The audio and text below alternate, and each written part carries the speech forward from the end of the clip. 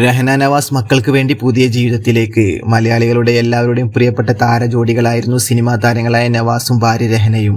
Social മീഡിയയിൽ നിറഞ്ഞു നിന്നിരുന്ന ഈ താരദമ്പതികളുടെ വിശേഷങ്ങൾ എല്ലാ ആരാധകരും ഏറ്റെടുക്കുകയും ചെയ്തിരുന്നു.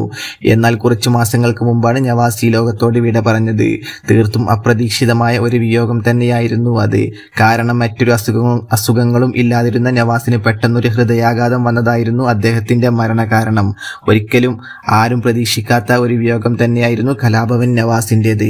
വളരെ കടുത്ത മാനസിക പ്രയാസങ്ങളിലൂടെയായിരുന്നു ആ സമയത്ത് രഹനയും കടന്നുപോയത്. തങ്ങളുടെ ഉപ്പയെക്കുറിച്ചുള്ള ഓരോ ഓർമ്മകളും മക്കൾ സോഷ്യൽ മീഡിയയിലൂടെ പങ്കുവെക്കാറുണ്ട്.